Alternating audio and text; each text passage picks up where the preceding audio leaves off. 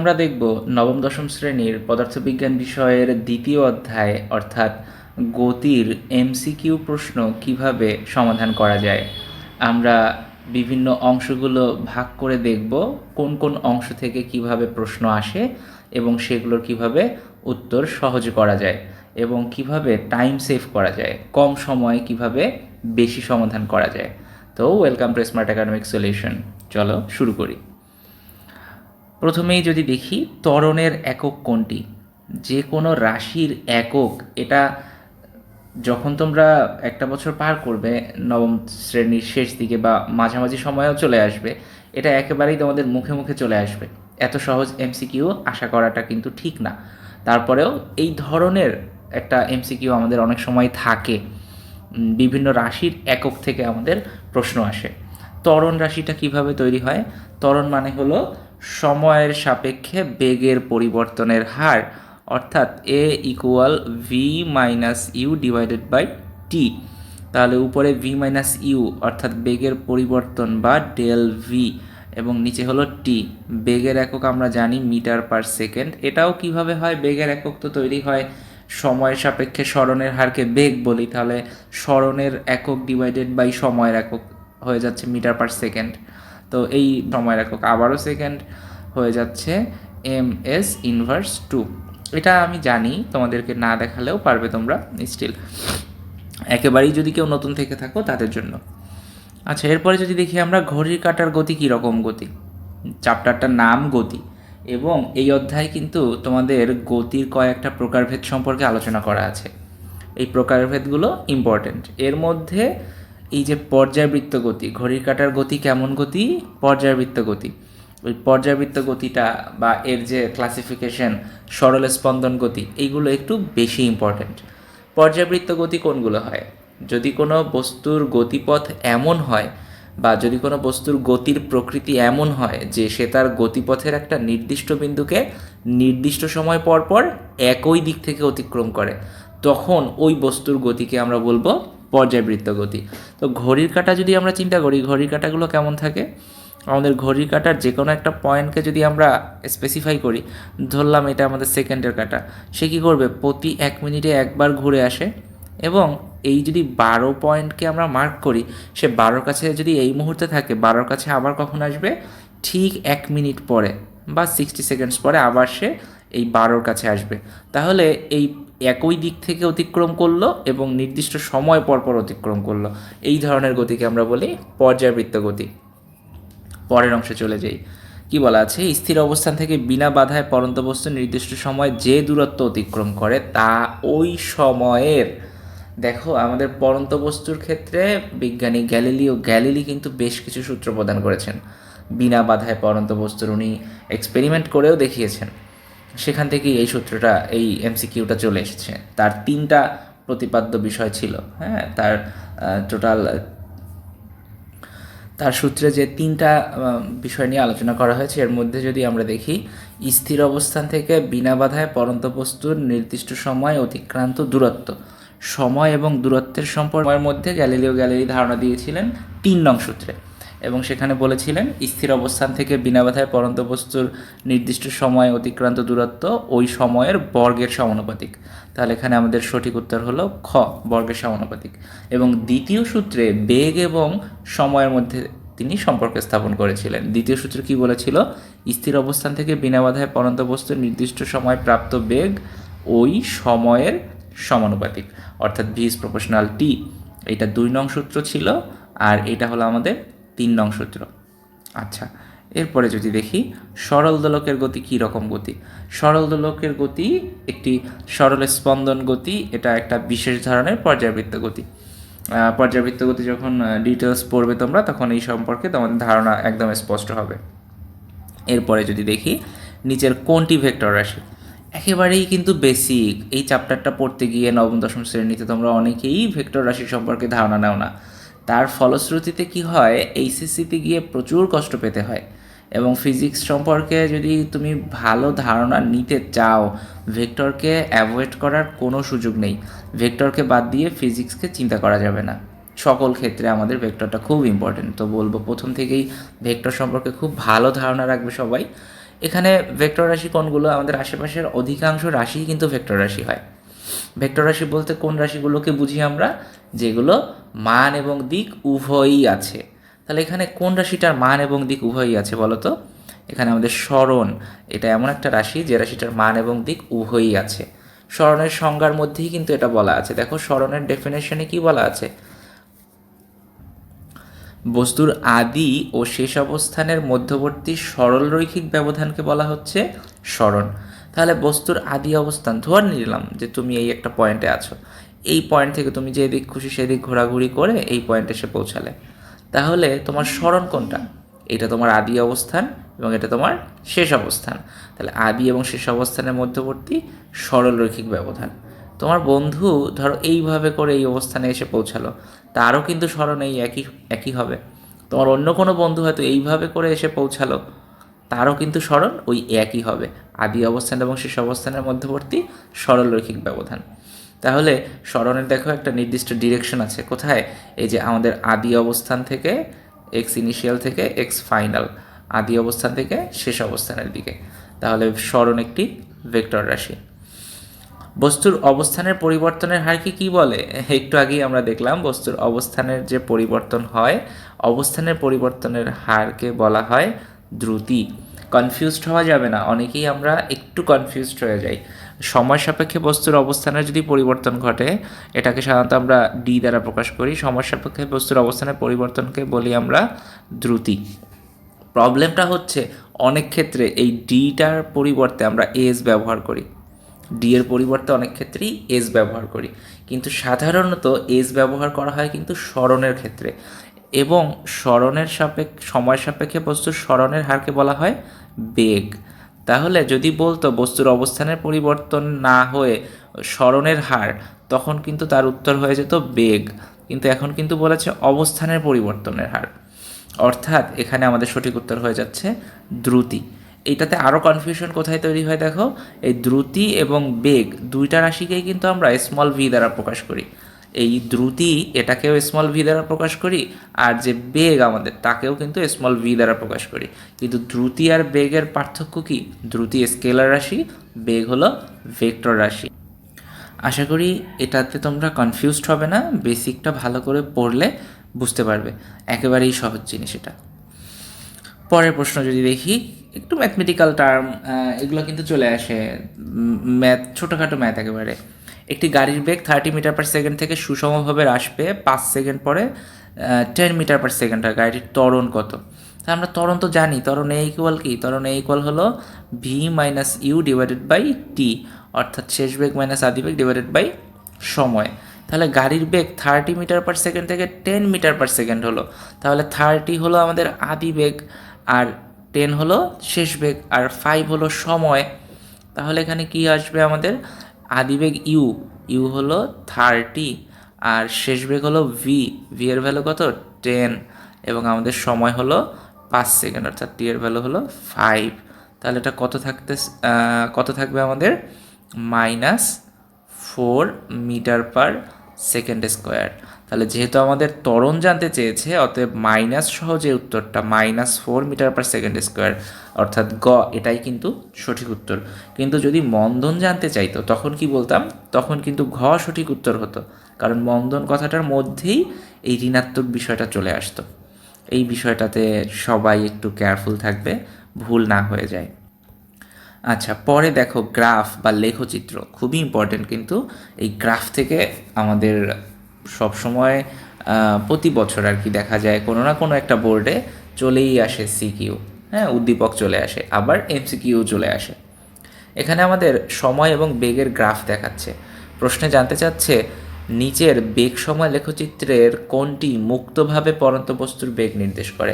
আমরা কি জানি, কোনো বস্তু যদি মুক্তভাবে নিচে পড়ে, মুক্তভাবে কেন নিচে পড়ে? একটা বস্তু মুক্তভাবে নিচে পড়ে অভিকর্ষ ত্বরণ জি এর কারণে। তাহলে অভিকর্ষ ত্বরণ জি মানে কি? জি মানে হলো 9.8 মিটার/সেকেন্ড স্কোয়ার, অর্থাৎ প্রতি সেকেন্ডে কোনো একটা বস্তুর বেগ 9.8 মিটার/সেকেন্ড করে বৃদ্ধি পেতে থাকে। অর্থাৎ আমরা যদি এই দিকে নেই সময় এবং এই দিকে নেই বেগ, তাহলে কি হবে? সময় যত অতিবাহিত হবে বেগের মান তত বাড়তে থাকবে। তাহলে এই ক্ষেত্রে গ্রাফটা কি হবে? একটি ঊর্ধ্বমুখী সরল রেখা, অর্থাৎ সময়ের অতিবাহিত হওয়ার সাথে সাথে বেগের মানটাও বৃদ্ধি পেতে থাকবে। অর্থাৎ আমাদের সঠিক উত্তর কিন্তু দেখো এই যে সি, গ নং আমাদের সঠিক উত্তর। খুব কেয়ারফুল, গ্রাফটা খুব ভালোভাবে বুঝে নেবে, হায়ার ম্যাথেও লাগবে আবার ফিজিক্সেও লাগবে। এরপরে দেখো চার্ট দেয়া আছে, এখান থেকেও কিন্তু ম্যাথ চলে আসে। নিম্নে একটি গাড়ির নির্দিষ্ট সময় পর পর তার সরণের একটি তালিকা দেওয়া হলো। অর্থাৎ একটা গাড়ির জন্য তার সময় এবং বেগের একটা চার্ট দেওয়া আছে। আমাদের কি করতে বলেছে? যাত্রার 10 সেকেন্ড পর গাড়িটির অতিক্রান্ত দূরত্ব কত। তাহলে যাত্রার 10 সেকেন্ড পর দেখো এখানে আমাদের সময়, এটা হলো সেকেন্ড এককে 10 সেকেন্ড, এবং বেগের মান বলা আছে দেখো সময় যখন 0 তখন বেগের মান 0, এবং সময় যখন 10 তখন বেগের মান কত? 5। অর্থাৎ বেগের মান বৃদ্ধি পাচ্ছে, অর্থাৎ এটা কি হচ্ছে? ত্বরণ। এবং দেখো এই 0 থেকে 5, তারপর এখানে 20, এখানে 10, মানে এটা এই অংশটাতে আমাদের বোঝাই যাচ্ছে 0 থেকে 20 পর্যন্ত সমবেগে, সমত্বরণে গাড়িটি চলছে। তাহলে এক্ষেত্রে আমরা কি করতে পারি? শর্টকাট আমরা যেটা করতে পারি, s equal u plus v divided by 2 into হয়ে যাচ্ছে টি। এখানে আমাদের আদিবেগ দেখো 0, আদিবেগ 0 সেকেন্ডে 0, এবং শেষ বেগ 10তম সেকেন্ডে, যাত্রা 10 সেকেন্ড পর জানতে চাচ্ছে, তাহলে 10 সেকেন্ডে শেষ বেগ হলো 5। তাহলে 0 প্লাস 5 ডিভাইডেড বাই 2 ইন্টু সময় তো 10 সেকেন্ড বলেই দেওয়া আছে, তাহলে টি হলো 10। এটা কাটাকাটি করলে থাকবে 5, 5 5-এ কত হয়? 25। এই যে সঠিক উত্তর হলো খ, 25 মিটার। খুব ফাস্ট করার চেষ্টা করবে, আমি তোমাদের লিখে লিখে দেখাচ্ছি সূত্রগুলো, কিন্তু তোমাদের তো লিখতে হবে না, এটা তো তোমাদের ব্রেইনে সেট হয়ে থাকবে, তাই না? তোমরা কিন্তু আরও শর্টকাটে করে ফেলবে, এটার জন্য তোমাদের যেন সময় নষ্ট না হয় পরীক্ষার হলে। এবার আমরা দেখব 10 নং প্রশ্ন কি বলা আছে। স্থির অবস্থান থেকে প্রতি 10 সেকেন্ড পর পর গাড়িটির গতির প্রকৃতি সম্পর্কে নিচের কোনটি সত্য? প্রতি 10 সেকেন্ড পর পর যদি হতে হয়, তাহলে দেখো আমাদের স্থির অবস্থান থেকে বলেছে, তাহলে 0 থেকে 10, 10 থেকে 20, 20 থেকে 30, 30 থেকে 40, 4টা সেগমেন্ট হওয়া উচিত ছিল। বাট দেখো প্রতিটা অপশন কিন্তু 3টা করে অপশন, মানে 3টা করে আমাদের প্রকৃতি দেওয়া, অর্থাৎ এখানে আমাদের কিছু প্রবলেম দেখা যাচ্ছে প্রশ্নে। কিন্তু এরকম প্রশ্ন চলে আসলে কি করব? অবশ্যই আমাদেরকে উত্তর তো করতে হবে, এমসিকিউতে তো অপশন থাকবে না, তাই না? সেক্ষেত্রে দেখো প্রথম 0 থেকে 10 সেকেন্ডস এবং 10 থেকে 20 সেকেন্ডস, এই টোটালটা কিন্তু আমাদের সমত্বরণ, কারণ বেগের মান এই প্রথম 10 সেকেন্ডে 5 মিটার পার সেকেন্ড বৃদ্ধি পেল, আর পরের 10 সেকেন্ডেও 5 মিটার পার সেকেন্ড বৃদ্ধি পেল, 0 থেকে 5, 5 থেকে 10। এখানে হয়তো এভাবে করেই ডিফাইন করেছে, প্রথম 20 সেকেন্ড একবারে ধরে নিয়েছে, আলাদা করে স্পেসিফাই করেনি। তাহলে 0 থেকে 10 সেকেন্ড ত্বরণ, সমত্বরণ, 10 থেকে 20ও সমত্বরণ, দুইটাকে আলাদা করে না লিখে একবারে দিল। তাহলে ক অপশন সঠিক, কিন্তু খতে সমবেগ, গ সমবেগ, এই দুটো অপশন প্রথমেই বাদ, ঘয়ে সমত্বরণ আছে আমাদের। এরপরের যদি আমরা দেখি 20 থেকে 30 সেকেন্ড, 20 থেকে 30 সেকেন্ডে কী হচ্ছে দেখো, 20 সেকেন্ড থেকে 30 সেকেন্ডে যাওয়ার সময় বেগের মান কিন্তু 10 থেকে 10ই থেকে গেল, বেগের মান কিন্তু বৃদ্ধি পায়নি, অর্থাৎ এটা হবে সমবেগ। বাট ঘ নঙে সমমন্দন, যেটা সঠিক নয়। পরেরগুলো আমাদের দেখারই দরকার নেই, অর্থাৎ সঠিক উত্তর হয়ে যাবে ক। পরীক্ষার হলে কিন্তু আমরা টাইম সেভ করার জন্য এরকম মানে চেষ্টা করব যেভাবে আমরা লজিক্যালি টাইম সেভ করতে পারি। পরীক্ষার হলে তুমি কিভাবে আনসার করছো এটা তো পরীক্ষক দেখবে না, পরীক্ষক কি দেখবে? তুমি সঠিক উত্তরটি ভরাট করেছো কি না। এই জন্য আমরা অনেক শর্টকাট অ্যাপ্লাই করব অনেক সময়। ওকে, তো এটা আমাদের বোঝার জন্য যদি দেখো 30 থেকে 40 সেকেন্ডসে দেখো 10 থেকে 5 হয়ে গেল, অর্থাৎ এখানে কিন্তু সমমন্দন হয়েছে, অর্থাৎ 10 নং সঠিক উত্তর আমাদের। এরপরে যদি দেখি আবারও একটা সারণী, আশা করি এগুলো তোমরা পারবে।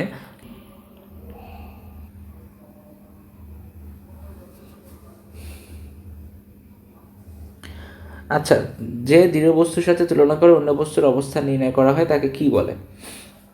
আমরা কিন্তু আসলে এই রেফারেন্স ফ্রেম ছাড়া বা প্রসঙ্গ কাঠামো ছাড়া একদমই গতি পড়তে পারবো না। যদি কেউ গতি পড়ি অথচ প্রসঙ্গ কাঠামো বুঝি না, তাহলে আমার আসলে গতি পড়াটা হয়নি। গতি বুঝতে গেলে আমাকে আগে অবশ্যই রেফারেন্স ফ্রেম সম্পর্কে স্পষ্ট ধারণা থাকতে হবে।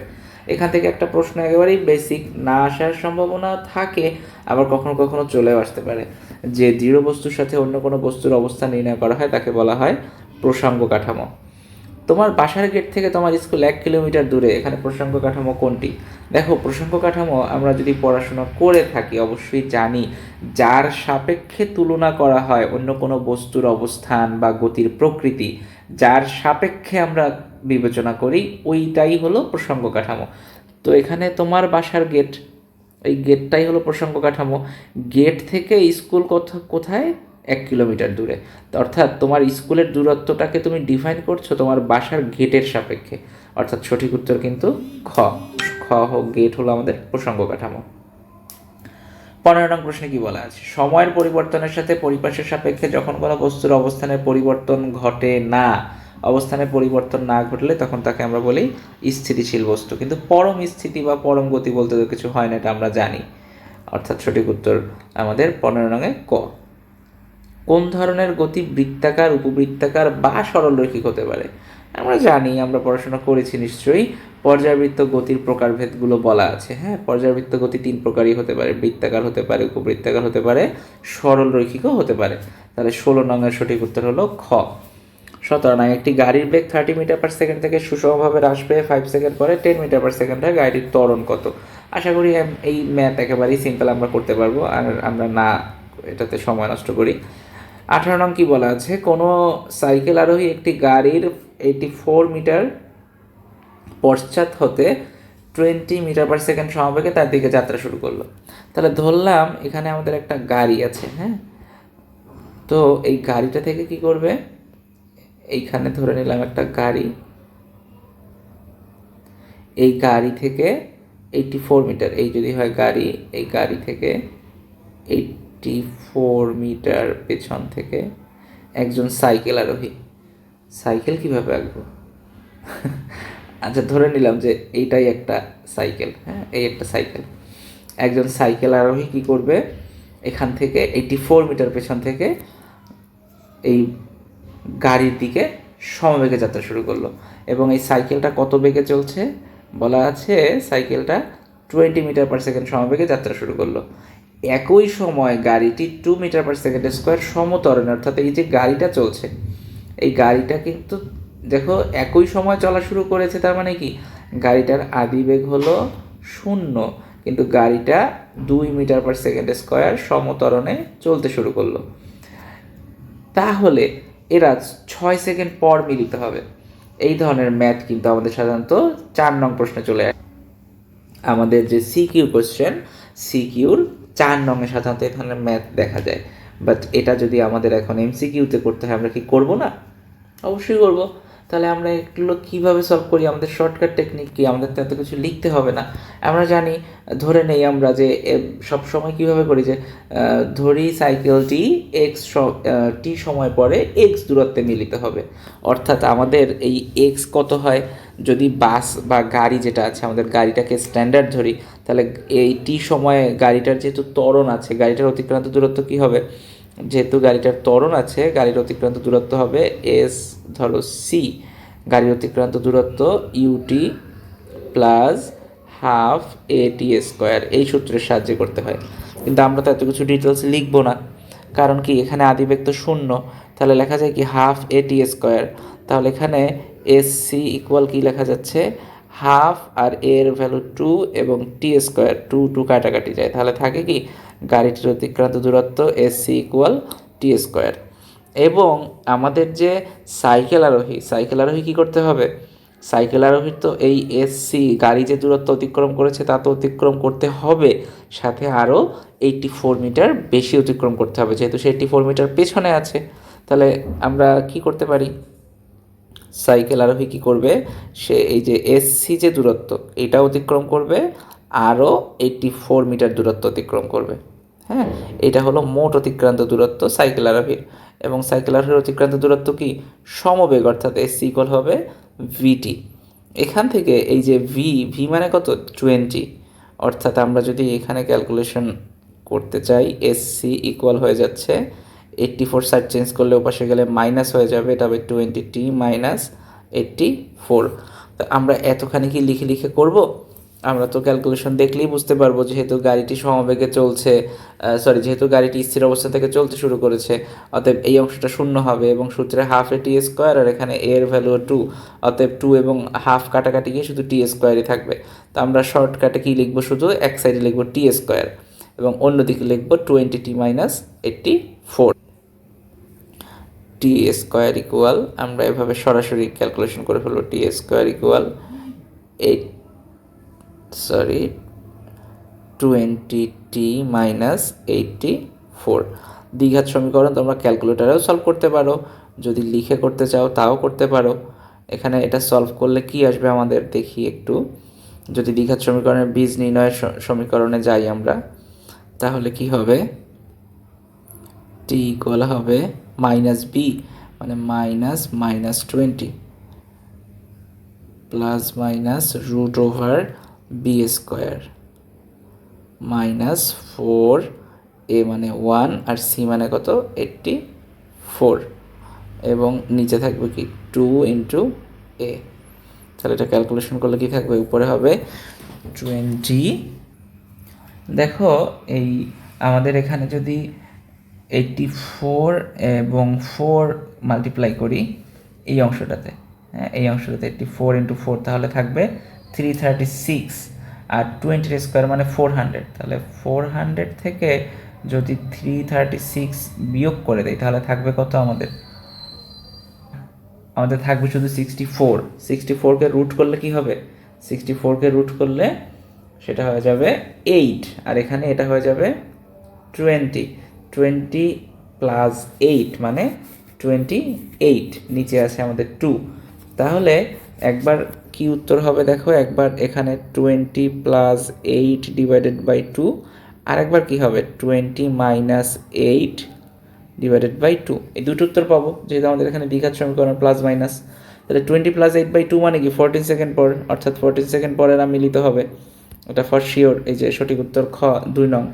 এবং দেখো এটা যদি ক্যালকুলেট করি 12/2 মানে 6, অর্থাৎ 1 নং, অর্থাৎ এখানে আমাদের 1 এবং 2 দুইটাই কিন্তু সঠিক উত্তর।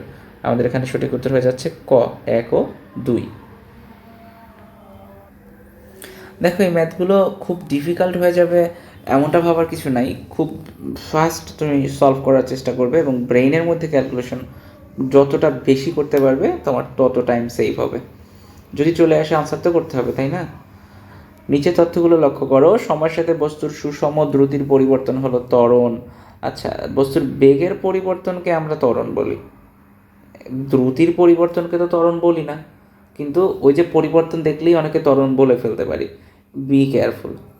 ত্বরণের মাত্রা হলো LT ইনভার্স 2, সঠিক। ত্বরণের একক মিটার পার সেকেন্ড স্কোয়ার, এটাও সঠিক। তাহলে সঠিক উত্তর হচ্ছে আমাদের গ 2 ও 3। কিন্তু এই যে সুষম দ্রুতি বলেছে, বেগের পরিবর্তন কিন্তু বলেনি। অতএব যখন আমরা MCQ সলভ করব একটু কেয়ারফুল হয়ে সলভ করব। পরের প্রশ্নে, একজন সাইকেল আরোহী, আচ্ছা এই প্রশ্নটা মেবি রিপিট চলে এসেছে, আই এম সরি। পরের প্রশ্নে চলে যাই। একটি বস্তু বৃত্তাকার পথে একবার ঘুরে আসলে তার সরণ কত? দেখো এটা অনুধাবনমূলক প্রশ্নে আসলে প্রয়োজন হয়, এই কারণে এটা অনুধাবন লেখা এখানটাতে। বস্তু বৃত্তাকার পথে ঘুরে আসলে তার সরণ থাকে। কোনো একটা বস্তু কোনো বিন্দু থেকে যাত্রা শুরু করে যদি ওই বিন্দুতেই ফেরত আসে, ধরো এই একটা বিন্দুতে সে, এই একটা পয়েন্টে সে যাত্রা শুরু করবে, হ্যাঁ, এখান থেকে সে সম্পূর্ণ বৃত্তাকার পথ ঘুরে আবার ওই বিন্দুতেই ফেরত এলো, তাহলে যে বিন্দু থেকে যাত্রা শুরু করলো ওই বিন্দুতে ঘুরে আসলো, তার মানে তার আদি অবস্থান শেষ অবস্থান কি সেম, অর্থাৎ তার অবস্থানের কোনো পরিবর্তন হয় নাই। অবস্থানের পরিবর্তন না হওয়া মানে কি তার কোনো স্মরণও ঘটে নাই, অর্থাৎ সঠিক উত্তর হবে 0। ট্রিকি কোশ্চেন, এখানে এরকম হতে পারে যে কোনো একটি বস্তু বৃত্তাকার পথের অর্ধেক দূরত্ব পরিধি বরাবর অর্ধেক দূরত্ব অতিক্রম করলো, তাহলে তার স্মরণ কত? তাহলে তার অতিক্রান্ত দূরত্ব কি হবে? যদি এখানে স্মরণ জানতে না চেয়ে দূরত্ব জানতে চাইতো, প্রথম এই অংশটাতে এই যে স্মরণ জানতে না চেয়ে দূরত্ব জানতে চাইতো, তাহলে কি হতো? তাহলে কিন্তু সে পরিধির সমান দূরত্ব অতিক্রম করতো, অর্থাৎ তার অতিক্রান্ত দূরত্ব হতো 2πr। আর অর্ধেক পথ গেলে অতিক্রান্ত দূরত্ব কত? 2πr ডিভাইডেড বাই 2, অর্থাৎ থাকতো শুধু πr। বাট সরণ কত? সরণ কিন্তু এই বিন্দু থেকে এই বিন্দুতে, অর্থাৎ এটা হলো সরণ। তার মানে এটাকে আমরা কি ব্যাস বলতে পারি বৃত্তের, অর্থাৎ আর হলো আমাদের ব্যাসার্ধ, তাহলে সরণ হয়ে যেত 2r। আবার 1/4 যদি আসতো তাহলে সরণ কিন্তু এইভাবে হতো, তখন পিথাগোরাস দিয়ে বের করতাম, আর টোয়াইস পাই আরকে 4 দ্বারা ভাগ করলে তার অতিক্রান্ত দূরত্ব পেতাম। এগুলো তোমরা সবাই খুব বারবার সলভ করে, খুব বেশি ডিফিকাল্ট এমনটা তো না, তোমাদের ম্যাথের কনসেপ্ট আমি আশা করি অনেক ভালো, এমনিতেই পারবে তোমরা। পরের অংশটা দেখি, স্থির অবস্থান থেকে একটি ট্রেন 10 মিটার/সেকেন্ড স্কোয়ার সুষম ত্বরণে চলার সময় 125 মিটার দূরত্বে অবস্থিত একটি পোস্টকে কত বেগে অতিক্রম করবে? এই ম্যাথগুলোর ক্ষেত্রে আমাদের যেটা ট্রিক, দেখো একটা পোস্টকে অতিক্রম করা, একটা গাছকে অতিক্রম করা, বা একটা মানুষকে অতিক্রম করা, এই সকল ক্ষেত্রে আমরা ওই মানুষ বা পোস্ট বা একটা গাছ এর আসলে কোনো লেন্থ বিবেচনা করি না। সাধারণত লেন্থ হিসেবে যেটা আমরা চিন্তা করি, ধরো একটা স্টেশন বা একটা প্ল্যাটফর্ম অতিক্রম করছে, প্ল্যাটফর্মের একটা লেন্থ আমরা ধরি, হ্যাঁ, অথবা একটা ব্রিজ অতিক্রম করছে, তাহলে ব্রিজের লেন্থ আমরা বিবেচনায় আনি। কিন্তু একটা ল্যাম্প পোস্ট বা একটা গাছ বা একটা মানুষ, এদের কোনো লেন্থকে বিবেচনায় আনা হয় না। তাহলে এখানে আমাদের কি করতে হবে? অ্যাকচুয়ালি 125 মিটার দূরত্বে আছে, 10 মিটার/সেকেন্ড স্কোয়ার সুষম ত্বরণে চলছে, অর্থাৎ আমাদের শেষ বেগের মান বের করতে হবে। শেষ বেগ ভি স্কোয়ার ইকুয়াল কী হবে? ভি স্কোয়ার ইকুয়াল আমরা জানি ইউ স্কোয়ার প্লাস 2as, তাহলে ইউ স্কোয়ারের ভ্যালু তো 0 হয়ে যাবে, এবং 2as যেহেতু স্থির অবস্থান থেকে এটা 0, 2 তো 2 এর ভ্যালু কত? 10 মিটার/সেকেন্ড স্কোয়ার, তাহলে এটা হবে 10।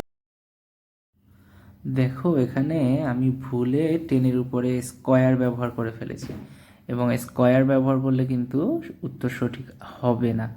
তো আমরা যদি 2 × 10 × 125 ক্যালকুলেট করি, আমাদের হবে 2500। হ্যাঁ, এরপরে যেহেতু ভি স্কোয়ার আছে, এটাকে যদি রুট করি, রুট ওভার করলে আমাদের হয়ে যাবে 50। 25 যেহেতু 00, একটা জিরো বেশি হয়ে গিয়েছে, আমি ত্বরণের সাথে স্কোয়ার ব্যবহার করে ফেলেছি, যেটা হবে না। দ্যাটস ওয়াই আনসারটা অনেক বড় চলে আসছে। বাট 2500 হলে 25-এর রুট ওভার হলো 5, আর 00-এর পরিবর্তে একটা জিরো। দ্যাট মিনস আমাদের সঠিক উত্তর হয়ে যাবে গ নং, 50 মিটার/সেকেন্ড। কীভাবে করতে হয় আশা করি বুঝতে পেরেছি। তাহলে আমরা পরের প্রশ্নে আগাই। 23 নং প্রশ্নে বলা আছে কোনো গাড়ির বেগ, আচ্ছা ত্বরণ নির্ণয় করতে বলেছে, এটা পারবো। 24, দেখো ভূপৃষ্ঠে অবস্থিত কোনো বস্তুর অভিকর্ষ ত্বরণ নির্ণয়ের সূত্র কোনটি? একেবারে সরাসরি প্রশ্ন চলে এসেছে, অভিকর্ষ ত্বরণ নির্ণয়ের সূত্র G=gm/r²। খুব ভালোভাবে পড়বে এই অংশটা, আমার কেন জানি ভয় হচ্ছে এবার হয়তো এই প্রশ্ন থেকে সিকিউ চলে আসলেও আসতে পারে, আমরা অনেকেই এই অংশটাকে অ্যাভয়েড করি সিকিউর জন্য। যাই হোক, এটা ভালোভাবে পড়বে, কনসেপ্ট ক্লিয়ার রাখবে এটা সম্পর্কে। পরে আমরা দেখি কোন অঞ্চলে জি এর মান সবচেয়ে বেশি, এমসিকিউর জন্য কিন্তু ইম্পর্টেন্ট। দেখো এই অংশ এইগুলো একেবারে বেসিক কথা আমরা জানি। মেরু অঞ্চলে, হ্যাঁ, কেন হয় তাও আমরা জানি, আমি ব্যাখ্যায় যাচ্ছি না। মেরু অঞ্চলে বেশি হয়, বিষুব অঞ্চলে কম হয়। আচ্ছা, অভিকর্ষ ত্বরণের মান কোথায় বেশি হয়? এটাও ভূপৃষ্ঠে বেশি হয়, আমি ব্যাখ্যা যাচ্ছি না, তোমরা সবাই পারো আশা করি। ভূপৃষ্ঠ থেকে উপরে উঠলেও মান কমে অভিকর্ষ ত্বরণের, আবার ভূপৃষ্ঠ থেকে নিচে গেলেও মান কমতে থাকে। ওকে, এরপরে কি আছে? 10 কেজি ভরের একটি বস্তুর উপর 2 সেকেন্ড যাবৎ 200 নিউটন বল প্রয়োগ করলে বেগ কী পরিমাণ বৃদ্ধি পাবে? তাহলে দেখো বলের যে অংশটা চলে এসেছে, এটা কিন্তু আমাদের সত্যি বলতে 2 এবং 3 অধ্যায়ের কম্বাইন একটা প্রশ্ন। হ্যাঁ, তাহলে দেখো এখানে কি কি দেওয়া আছে আমাদের। এরকম যদি চিন্তা করি, F t equal m v into v minus u, আমরা জানি এফ ইকুয়াল এম এ, এই সূত্র থেকে আমরা এই সূত্রটা পেয়েছিলাম, যারা পড়েছো। তাহলে এখান থেকে আমাদের বেগের কি পরিমাণ বৃদ্ধি, মানে কি ভি মাইনাস ইউ, এই অংশটার মান বের করতে বলেছে। তাহলে ভি মাইনাস ইউ ইকুয়াল কী হয়? F t divided by m, এবং এখানে আমাদের এফ এর ভ্যালু কত? 200 নিউটন। 200 নিউটন বল প্রয়োগ করেছে কত সময়? 2 সেকেন্ড যাবত, এবং বস্তুর ভর কত? 100। তাহলে আমাদের এটা ক্যালকুলেশন করলে হচ্ছে 4 মিটার/সেকেন্ড বেগের পরিমাণ বৃদ্ধি পাবে, অর্থাৎ সঠিক উত্তর হলো ক। এরপরে দুটি ভেক্টর রাশি 2 সেন্টিমিটার এবং 3 সেন্টিমিটার, এদের যোগফলের সর্বনিম্ন মান কত? ভেক্টর সম্পর্কে আগেও বলা হয়েছিল, তোমাদের আগেও বললাম, ভেক্টরটা ভালো করে দেখবে। আমরা জানি দুইটা ভেক্টর রাশির যোগফলের সর্বোচ্চ মান কখন হয়? যখন দুইটি ভেক্টর একই দিকে ক্রিয়া করে, অর্থাৎ ভেক্টর দুটার মধ্যবর্তী কোণ 0 ডিগ্রি হয়। আর সর্বনিম্ন মান কখন হয়? যখন দুইটা ভেক্টর পরস্পর বিপরীত দিকে ক্রিয়া করে এবং এদের মধ্যবর্তী কোণ 180 ডিগ্রি হয়। সর্বোচ্চ মান কখন হয়? ধরে নিলাম একটা ভেক্টর এ, অন্য একটা ভেক্টর বি। সর্বোচ্চ মান কখন হয়? যখন আমরা ভেক্টর দুইটার মানকে সরাসরি যোগ করে দিব, এ প্লাস বি করে দেব, হ্যাঁ, তখন সর্বোচ্চ মান। আর সর্বনিম্ন মান কখন? এ মাইনাস বি, যখন বিপরীত দিকে ক্রিয়া করে, এটা হলো সর্বনিম্ন মান। তাহলে আমরা যদি দেখি এখানে যোগফলের সর্বনিম্ন মান জানতে চেয়েছে, তাহলে একটা ভেক্টর 3 আর একটা ভেক্টর 2, তাহলে 3 থেকে 2 বিয়োগ করলে থাকবে অলওয়েজ 1, অর্থাৎ সঠিক উত্তর হলো ক। যাদের কনফিউশন হচ্ছে ভেক্টর সম্পর্কে স্পষ্ট ধারণা নেবে, তাহলেই মাইনাস কেন হলো না বা কিভাবে 3 - 2 হলো 2 - 3 হলো না, বিষয়গুলো স্পষ্ট বা ক্লিয়ার হয়ে যাবে। ওকে, এরপরে যদি দেখি দ্রুতির মাত্রা কোনটি, আমার মনে হয় না এটা বোঝানোর দরকার আছে। স্টিল মাত্রা থেকে একটা প্রশ্ন কিন্তু আসে এমসিকিউতে। তো একক এবং মাত্রা যদি ভালোভাবে কেউ পড়ো, এখান থেকে আমার ধারণা প্রতি বছরই সাধারণত 1 মার্ক বা 2 মার্ক পাওয়া যায় এমসিকিউতে। 25-এর মধ্যে 1 বা 2 মার্ক যদি তুমি কনফার্ম হয়েই যাও যে 2 মার্ক আমি পাচ্ছি এইটুকু পড়লে, এটা একটু কষ্ট করে পড়ে ফেলবে সবাই, হ্যাঁ। এরপরে সমবেগে চলন্ত বস্তুর ত্বরণের মান। সমবেগে কোনো বস্তু চললে তার ত্বরণ থাকে না, আমরা জানি সেটা 0। তারপরে দেখো ত্বরণ নির্ণয় করতে বলেছে, আমি এটা নিয়ে কথা না বলে আশা করি এটা আমরা পারবো। একটি নিক্ষিপ্ত বস্তুর সর্বোচ্চ উচ্চতায় বেগ কত হবে? সর্বোচ্চ উচ্চতায় কি হয়? যখন কোনো বস্তুকে অভিকর্ষের বিপরীতে উপরের দিকে নিক্ষেপ করা হয়, তখন তার বেগের মান 9.8 মিটার/সেকেন্ড করে হ্রাস পেতে থাকে, যেহেতু অভিকর্ষ ত্বরণের মান 9.8 মিটার/সেকেন্ড স্কোয়ার। তো 9.8 মিটার/সেকেন্ড করে বেগের মান হ্রাস পেতে পেতে একটা সময় বস্তুটার উপরের দিকে আর কোনো বেগ থাকে না, অর্থাৎ বস্তুটার বেগ হয়ে যায় 0। ঠিক সেই মুহূর্তে পরের মুহূর্তে কী হয়? বস্তুটা আবার নিচের দিকে পড়তে শুরু করে। তাহলে আমরা জানি এটা সাধারণত সর্বোচ্চ উচ্চতায় বস্তুর বেগ হয়ে যায় 0, সঠিক উত্তর ক। এরপরে স্থির অবস্থান থেকে সুষম ত্বরণে চলমান বস্তুর যে কোনো সময়ের বেগের সাথে সময়ের সম্পর্ক। দেখো, স্থির অবস্থান থেকে সুষম ত্বরণে চলমান, অর্থাৎ ওই যে গ্যালিলিওর 2 নং সূত্র ছিল, বেগের সাথে সময়ের সম্পর্ক, ভি ইজ প্রপোর্শনাল হবে কি টি, অর্থাৎ সমানুপাতিক সম্পর্ক। দেখো, এখানে শেষ বেগ জানতে চাচ্ছে আমাদের। এত বেগে একটা চলন্ত গাড়িতে এত সেকেন্ড ত্বরণ প্রয়োগ করা হয়েছে, এত ত্বরণ প্রয়োগ করা হয়েছে 4 সেকেন্ড যাবত, তাহলে শেষ বেগ আমরা এখানে বুঝতেই পারছি, ভি ইকুয়াল ইউ প্লাস এটি সূত্র আমাদের একেবারেই সহজ সূত্র। ভি ইকুয়াল এটা ইউ, এটা হলো এ, এটা হলো আমাদের টি। হ্যাঁ, শুধু আমরা কী করবো? কিলোমিটার/আওয়ারটাকে মিটার/সেকেন্ডে কনভার্ট করে নেব। ভি ইকুয়াল ইউ প্লাস এটি, তাহলেই শেষ বেগ বের হয়ে যাবে। এরপরে যদি দেখি, একটি রাইফেলের গুলি যে বলে এত 0.5 মিটার পুরো একটি তক্তাকে ভেদ করতে পারে, গুলিটির বেগ দ্বিগুণ করা হলে এরূপ কয়টি তক্তা ভেদ করতে পারবে? দেখো, এটা দেখলে মনে হতে পারে অনেক কঠিন কিছু একটা হয়তো দিয়ে দিয়েছে, আসলে কিন্তু তেমনটা না। আমাদের এখানে বলেছে গুলির বেগ দ্বিগুণ করা হলে কয়টা তক্তা ভেদ করতে পারবে। একটা তক্তা হলো এতটুকু পুরু, বাট তক্তা কতটা পুরু দ্যাট ডাজেন্ট ইম্পর্টেন্ট হিয়ার। এখানে আমাদের এরূপ কয়টি তক্তা ভেদ করতে পারবে যখন বেগ দ্বিগুণ করব, অর্থাৎ তক্তা ভেদ করা মানে কি? তার সরণ কত বেশি হবে, বেগ এবং সরণের মধ্যে সম্পর্ক। হ্যাঁ, বেগ এবং সরণের মধ্যে সম্পর্ক আমরা কি কোন সূত্রে পাই? দেখো, v square equal u square plus 2as। এখানে বেগ দ্বিগুণ করা হয়েছে, একই রকম তক্তা, অর্থাৎ আমাদের এই এ এর ভ্যালুটা কী হয়ে যাবে? কনস্ট্যান্ট হবে, এবং আদিবেগ তো 0, তাহলে থাকছে আমাদের ভি স্কোয়ার ইকুয়াল 2as। যেহেতু একই রকম তক্তার কথা বলা হচ্ছে, অর্থাৎ এই তক্তা 0.5 মিটার পুরো তক্তা ভেদ করতে পারে যে বেগে, তাহলে এরকম 4টা তক্তা হলেও তো নিশ্চয়ই তার মন্দন একইভাবেই হবে, অর্থাৎ এ তো কনস্ট্যান্ট এবং 2ও কনস্ট্যান্ট, এটা সংখ্যা। তাহলে ভি স্কোয়ার ইজ প্রপোর্শনাল থাকছে কি এস, অর্থাৎ তুমি যদি বেগ দ্বিগুণ করো, অর্থাৎ ভি এর পরিবর্তে যদি আমরা 2v করি, তাহলে 2v স্কোয়ার করলে কি হচ্ছে?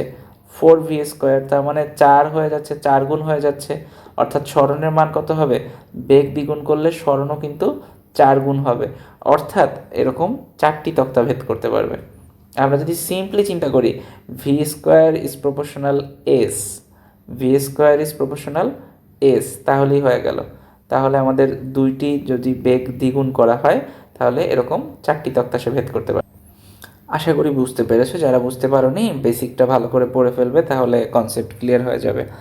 এরপরে বলা হচ্ছে স্থির অবস্থান থেকে বিনা বাধায় কোনো বস্তুকে যদি পড়তে দেওয়া হয় এবং প্রথম সেকেন্ডে এইচ দূরত্ব অতিক্রম করে, তবে 4 সেকেন্ড পর বস্তুর অতিক্রান্ত দূরত্ব কত হবে। স্থির অবস্থান থেকে বিনা বাধায় বস্তুকে পড়তে দেওয়া হচ্ছে এবং এখানে দূরত্বের সাথে আমাদের সময়ের একটা সম্পর্ক দেখাচ্ছে। হ্যাঁ, 4 সেকেন্ড পর বস্তুর অতিক্রান্ত দূরত্ব কত হবে। প্রথম সেকেন্ডে এইচ দূরত্ব অতিক্রম করে, তাহলে দেখো সময় এবং দূরত্বের সম্পর্ক। সময় দূরত্বের সম্পর্ক আমরা কি জানি, এইচ ইজ প্রপোর্শনাল ছিল কি টি স্কোয়ার। তাহলে এখান থেকে আমরা কি জানতে পারবো, দূরত্বের যদি সূত্র তৈরি করি, কীভাবে সূত্র তৈরি করতে হয় আমরা নিশ্চয়ই জানি। সূত্র তৈরি করলে কি হয়ে যাবে, এইচ টু ইকুয়াল কী হবে, T2/T1 whole square into H1। সূত্র তৈরি করে দেখাচ্ছি না, এটা তো বেসিক পড়ে ফেলবে তোমরা। তাহলে দেখো প্রথম সেকেন্ড হলো T1 আর 4 সেকেন্ড হলো আমাদের T2। তাহলে এখানে 4/1 মানে কত হবে, 4 স্কোয়ার 4/1। আর H1 মানে এখানে বলা আছে H। তাহলে এটা যদি হয় H দূরত্ব অতিক্রম করছে, তাহলে 4 স্কোয়ার মানে কত হচ্ছে 16। তাহলে আমাদের অতিক্রান্ত দূরত্ব হয়ে যাচ্ছে কিন্তু 16H। এই যে H2 এর ভ্যালু হয়ে যাচ্ছে 16H। সঠিক উত্তর ঘ। পৃথিবীর কেন্দ্রে অভিকর্ষ ত্বরণ। পৃথিবীর কেন্দ্রে ত্বরণ থাকে না জানি, সহজ প্রশ্ন চলে আসতে পারে, একটু মানে জাস্ট ট্রিকি কোশ্চেন টাইপ। তো ট্রিকিও না ঠিক, মানে হঠাৎ অনেক সময় পরীক্ষার হলে এত বেশি প্রেশার থাকে, মনে হয় এত সহজ প্রশ্ন চলে এলো, খেয়াল না করে হয়তো ভুলটা দাগিয়ে দিলে, এরকম না হয়। ওকে, এরপরে দেখিস প্রথমে সুষম মন্দন পরে সুষম বেগ। দেখো প্রথমে সুষম মন্দন এবং পরে সুষম বেগ, এটা প্রকাশ করে কোনটি। সুষম মন্দন মানে কি, বেগের মানটা ক্রমান্বয়ে হ্রাস পাওয়া, এবং পরে সুষম বেগ, পরে সুষম বেগ মানে হচ্ছে বেগের মান পরে বাড়বেও না কমবেও না। তাহলে প্রথমে সুষম মন্দন, সময় সাপেক্ষে বেগের মান হ্রাস পাওয়াটাই হলো সুষম মন্দন, এবং পরে সুষম বেগ মানে কি, সময় সাপেক্ষে বেগের মান বৃদ্ধি পাবে না। তাহলে প্রথমে সুষম মন্দন এখানে কোনোটাতেই দেখানো হচ্ছে না। সুষম মন্দন দেখাতে হলে আমাদের কি করতে হবে, এখানে এই দিকে যদি থাকে সময়, এদিকে থাকে যদি বেগ, তাহলে সুষম মন্দন মানে কি, বেগের মানটা সময়ের সাথে সাথে হ্রাস পাবে। এরপরে সুষম বেগ মানে কি, এটা এরকম আমাদের এই বেগ এই সময় অক্ষের সমান্তরালে চলবে। তো এরকম তো কোনোটা নেই, এই উপর থেকে এভাবে বেগের মান হ্রাস পাচ্ছে, এরকমটা তো মন্দন দেখানো নেই কোনোটাতে। বাট এই যে সমবেগের অংশটা আছে, এটা তো ঊর্ধ্বমুখী ঊর্ধ্বমুখী ঊর্ধ্বমুখী, এগুলোর কোনোটাই আসলে আমাদের সুষম বেগ প্রকাশ করবে না, যেহেতু সময় এবং বেগের গ্রাফ। অতএব কী হবে, এই খ নংটাকে আমরা সঠিক উত্তর হিসেবে ধরতে পারি। পরের অংশটা, পরের প্রশ্ন, ভূপৃষ্ঠে মুক্ত হবে পরন্ত কোনো বস্তুর বেগ প্রতি সেকেন্ডে কী পরিমাণ বৃদ্ধি পায়। এতটা একটা দেখো সিম্পল কোশ্চেন, আমরা জানি 9.8 মিটার পার সেকেন্ড স্কোয়ার ত্বরণ, অর্থাৎ কী হবে 9.8 মিটার পার সেকেন্ড করেই বৃদ্ধি পাবে। 10 মিটার উঁচু দালানের ছাদ থেকে কোনো বস্তুকে ছেড়ে দিলে ঠিক কত বেগে ভূপৃষ্ঠে আঘাত করবে। V square equal u square plus 2GH। হ্যাঁ, তাহলে ইউ স্কোয়ার তো 0, তাহলে থাকবে কি ভি স্কোয়ার ইকুয়াল 2GH, বা ভি ইকুয়াল হয়ে যাবে √2 ইন্টু জি এর মান তো 9.8 ইন্টু এইচ কত হচ্ছে 10 মিটার উঁচু। এটা ক্যালকুলেট করলে যে মান আসে ওটাই হবে সঠিক উত্তর। কী হবে দেখো, 98 × 10 মানে 9.8 × 10 মানে 98 × 2 মানে 196। তাহলে 196কে রুট করলে হয়ে যাচ্ছে 14, তাহলে 14 মিটার পার সেকেন্ড হবে আমাদের সঠিক উত্তর, অর্থাৎ 14 নং প্রশ্নের সঠিক উত্তর হলো ক। তো তো কি বলবো, এই হলো আর কি আমাদের মোটামুটি দ্বিতীয় অধ্যায় সম্পর্কে ধারণা। এর বাহিরে মনে হয় না তেমন কোনো কনসেপ্ট আছে যেখান থেকে এমসিকিউ আসা যায় বা আসতে পারে। স্টিল তোমাদের কিছু এরকম মনে হলে বা কোনো ডাউট বা কনফিউশন থাকলে আমাকে কমেন্ট সেকশনে জানাও, আমি সলিউশন দেওয়ার চেষ্টা করব। ধন্যবাদ সবাইকে।